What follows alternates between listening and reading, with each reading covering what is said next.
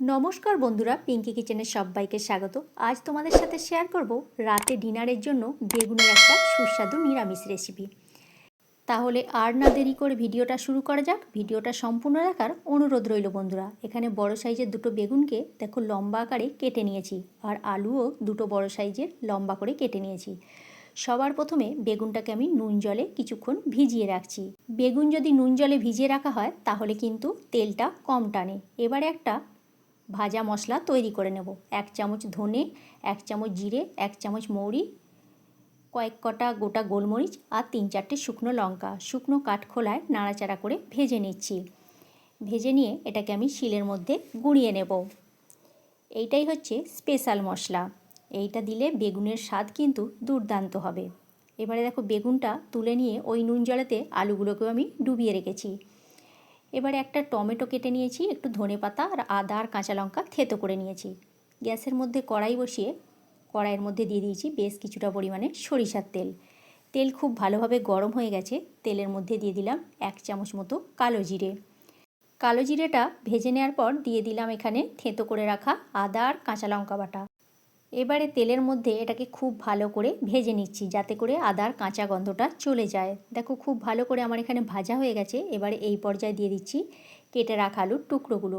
আলুগুলো কিন্তু আমি এখানে লম্বা লম্বা করে আর সরু সরু করেই কেটেছি, দেখতেই পাচ্ছ কিভাবে কেটেছি। এবারে নাড়াচাড়া করে আলুগুলোকে আমি ভেজে নিচ্ছি 3 থেকে 4 মিনিটের জন্য। এই রান্নাটাতে জলের ব্যবহার কিন্তু হবে না, আর অন্য কোনো রকম মশলাও ব্যবহার হবে না। আলুগুলো ভেজে নেওয়ার পর দিয়ে দিচ্ছি এখানে কেটে রাখা বেগুন। বেগুনটাও দিয়ে খুব ভালো করে নাড়াচাড়া করে আলুর সাথে ভেজে নেব একইভাবে। গ্যাসের ফ্লেমটা মিডিয়াম টু লোতে রেখেই আমি একই সাথে ভাজছি। হাই হিটে কিন্তু এটাকে করা চলবে না। হাই হিটে করলে তাড়াতাড়ি পুড়ে বা জ্বলে যেতে পারে, আর আলু আর বেগুনটাও ভালোভাবে কিন্তু সিদ্ধও হবে না।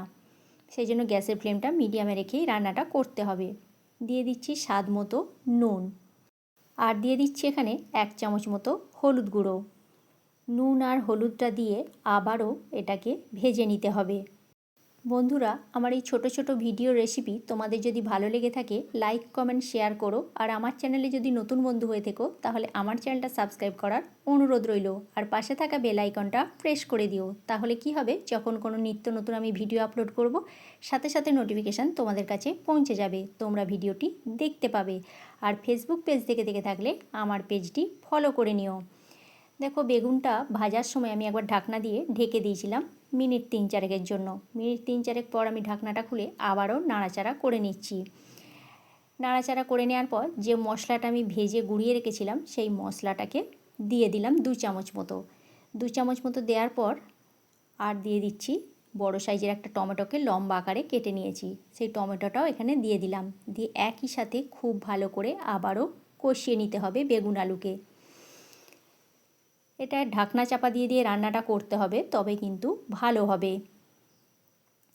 আর চাপা দিয়ে দিয়ে করলে আলু আর বেগুন এমনিতেই সিদ্ধ হয়ে যাবে, আলাদা করে এখানে জলের ব্যবহার করা যাবে না। আবারও একবার ঢাকনা দিয়ে আমি এখানে ঢেকে দিচ্ছি 4 থেকে 5 মিনিটের জন্য, গ্যাসের ফ্লেমটা একদম কমিয়ে। 4 থেকে 5 মিনিট পর আমি আবারও ফিরে এলাম, ঢাকনাটা খুলে দিয়েছি। দেখো বেগুন আর আলু কিন্তু ভালোভাবে সিদ্ধ হয়ে গেছে, আলুগুলো একদমই নরম হয়ে গেছে দেখতে পাচ্ছ। আর এটা রুটি বা পরোটার সাথে অসাধারণ লাগে। শীতের রাতে এই রকম একটা যদি সুস্বাদু নিরামিষ রেসিপি থাকে তাহলে আর কিছুই দরকার লাগবে না। যে 2টো রুটি খায় সে কিন্তু এখানে এই সবজিটা দিয়ে 4টে রুটি খেয়ে নেবে, আর অসাধারণ খেতে লাগে এটা। দেখো রান্নাটা সম্পূর্ণ আমার হয়ে গেছে। এবারে ওপর থেকে বেশ কিছুটা পরিমাণে আমি ধনেপাতা কুচি ছড়িয়ে দিলাম।